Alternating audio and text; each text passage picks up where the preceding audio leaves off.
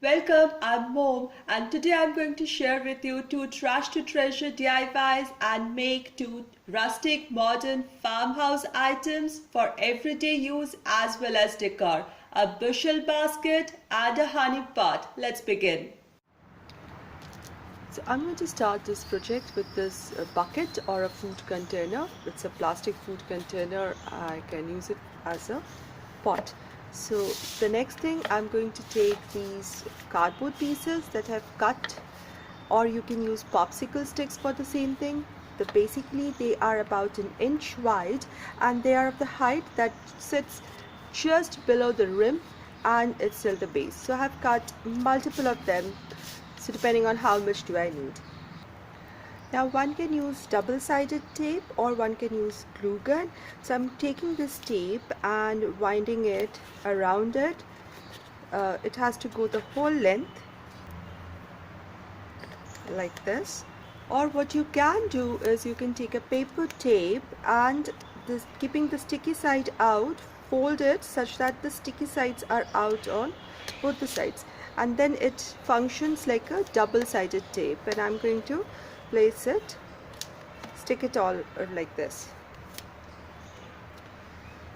all around it, one on the top and other on the bottom.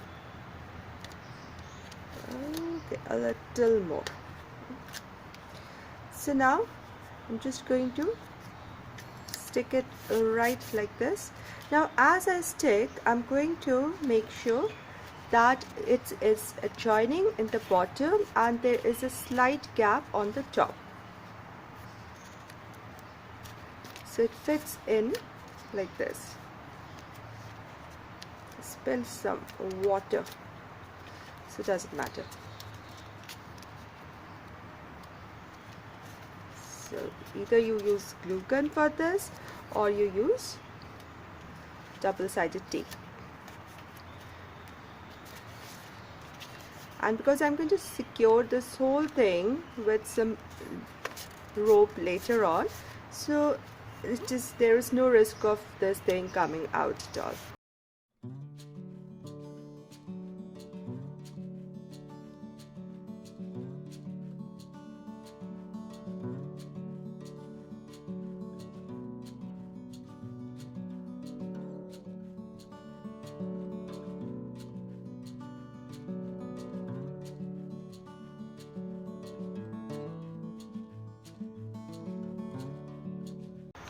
Perfect. So this is nice and sturdy. So we have a wooden barrel now. For another piece of wood going through, so I'm taking some more of the cardboard and I'm cutting very thin strip of this cardboard material. I'm cutting it with scissors because I anyways need to be able to fold it. Otherwise, I always tell in my craft projects to use knives or blades to cut the cardboard. But here I'm not looking for the strength.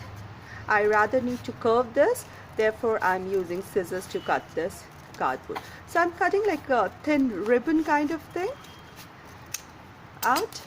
So these are out and these I'm just folding it so that it's nice and malleable, and I'm going to glue this piece like this around it. A little more I did here, so this will come here. I'm using some PVA glue for this.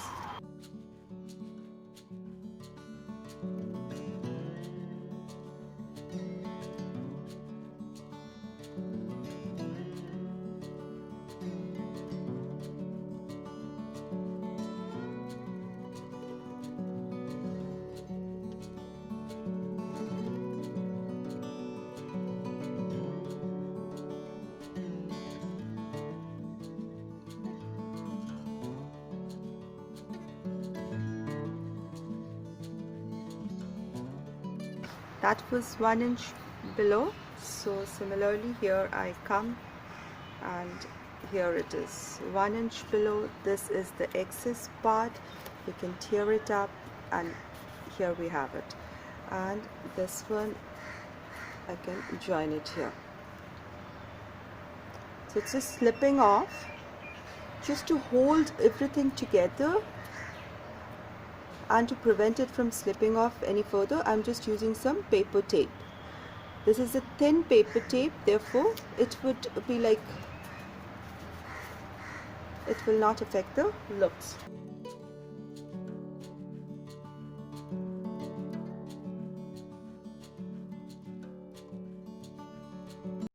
So as the PVA glue dries over it, it will be nice and strong. It's still wet, so I can slide it to the position.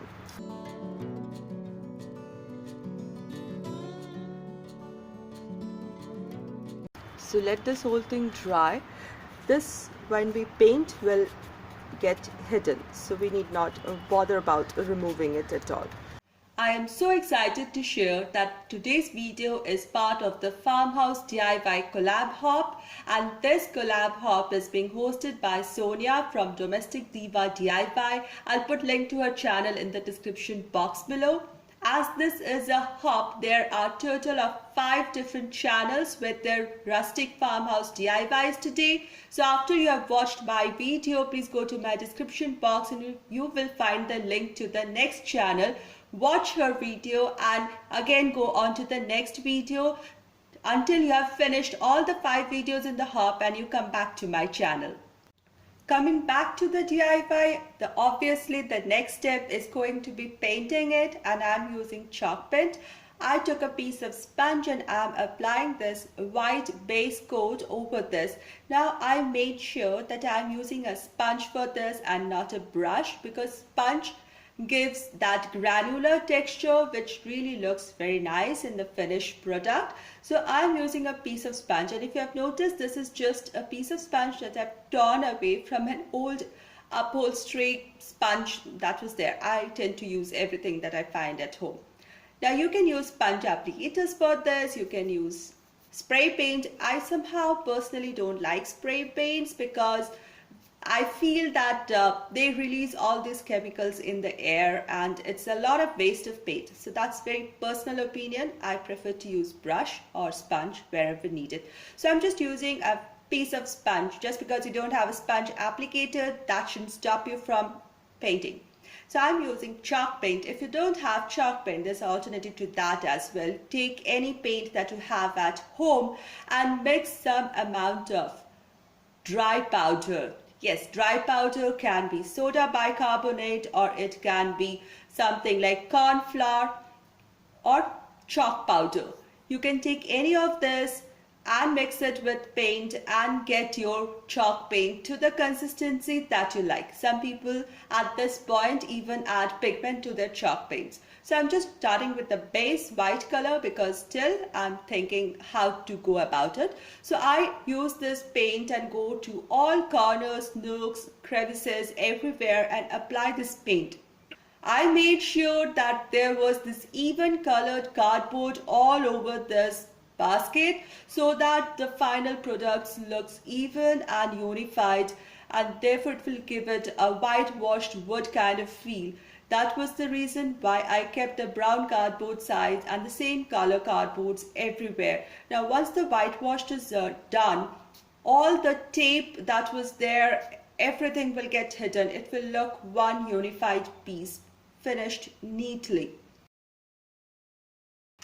So after the first coat was dry, I went over it with the second coat. This time you can use enamel paint or acrylic paint. I used white color and it started to look much better.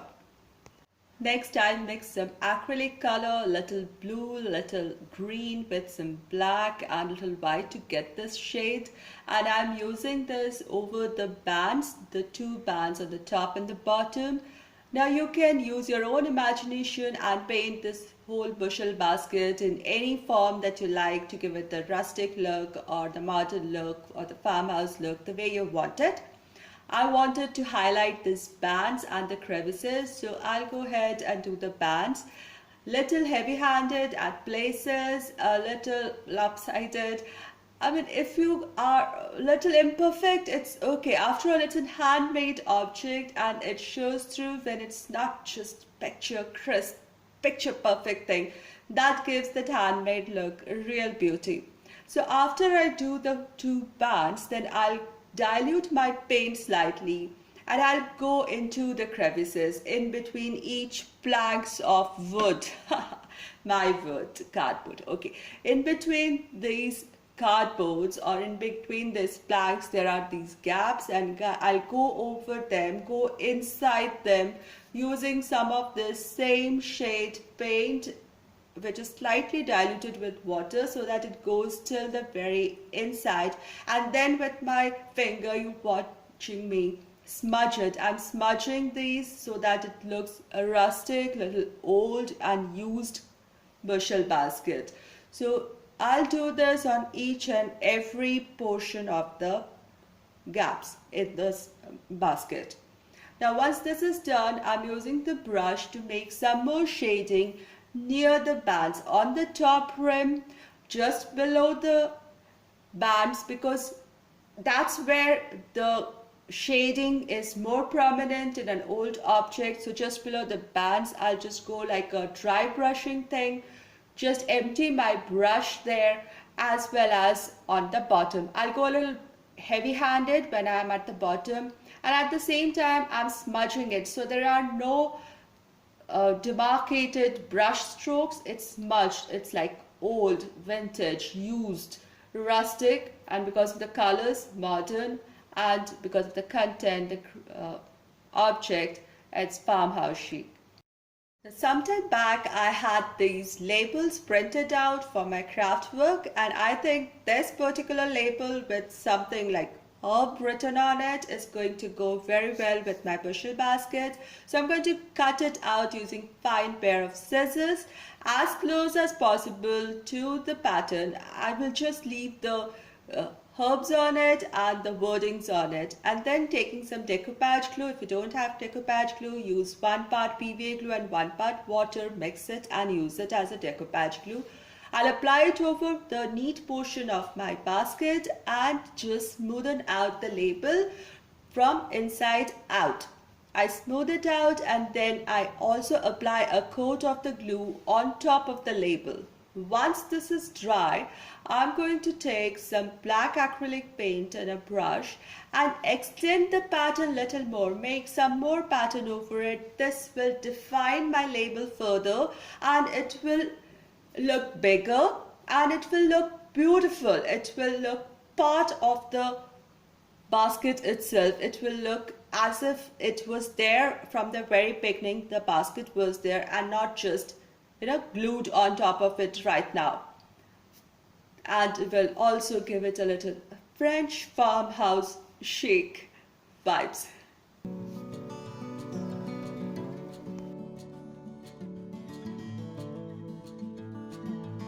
Later you see that I even empty this black paint on my brush over this basket by making this dry brush strokes over this rim of top rim as well as the bottom rim to give it more rustic finish, and it looks better, more highlighted, it looks better. Now how does the rim or the bands hold this whole basket? So I'm painting little knobs using black paint. I'm using alternate planks. I'm adding some nails so that they don't look too naily.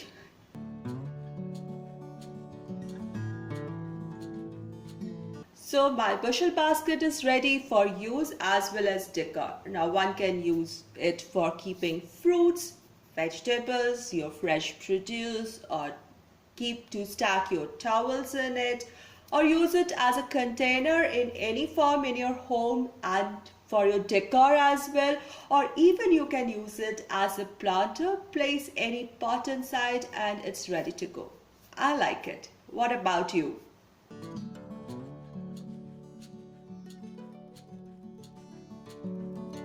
Moving on to my second DIY, the honey pot.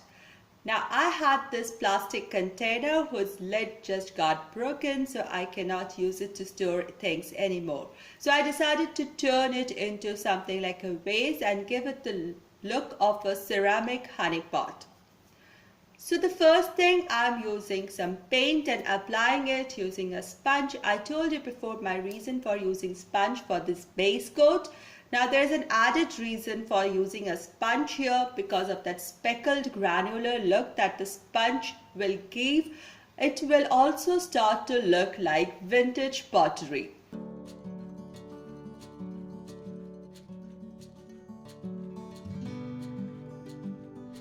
So after my first coat of white paint applied with sponge is dry, I again took the same color, the blue-green color I mixed for the first project. I'm using it here as well, and I'm applying it using a brush in the bottom rim. You would have noticed that this pot has got this middle section which is lined by two rims on the top and the bottom. So I paint this blue-green color in the bottom as well as in the top, and make sure that I go deep into this threading portion of the neck of the bottle as well, or the pot as well. Now again, back to my printout of labels. I picked the label with the honeybee on it and cut it out as close as possible to the design using fine pair of scissors. Next, I positioned it in the white space of the spot just below the first rim, and I applied some Mod Podge or decoupage glue or half and half PVA glue with water, and I pasted it well and smoothed it from center outwards and applied a coat of the glue on top of the label as well. Once everything was dry, I have to add the words. Therefore, I left some space in the bottom part of the label. Now, I started writing the words using a brush and acrylic paint. You can use stencils or stickers if you please. Now, I wanted to write honey in the bottom part, so I started with the alphabet N right in the center so that my wordings are well centered and they look balanced. So I wrote N in the center, and then I wrote E followed by the alphabet Y, and then I went backwards and wrote O, and then backwards and wrote H to complete the word honey and well centered without using any pencil or previous rough work to go with it. So I have my word honey well centered now. Then I went on to write farm on the left hand side of the label. Again, I started by the alphabet M and went backwards towards the left, writing R followed by A and then F so that I have it balanced. Fresh was easier because I had to write it from left to right and spell it correctly. That's it. Then I used the same brush and added some speckled dots onto the blue portion of the spot. Some of them I smudged with my finger. This will give that aged pottery look with the speckled touch on it. Very authentic. Now the final touch. To hide the threading as well as to give it that rustic look, I took a piece of jute string and I wound it again and again on the neck of this pot, and then finally tied a simple bow on top. And that's it, it's ready to go.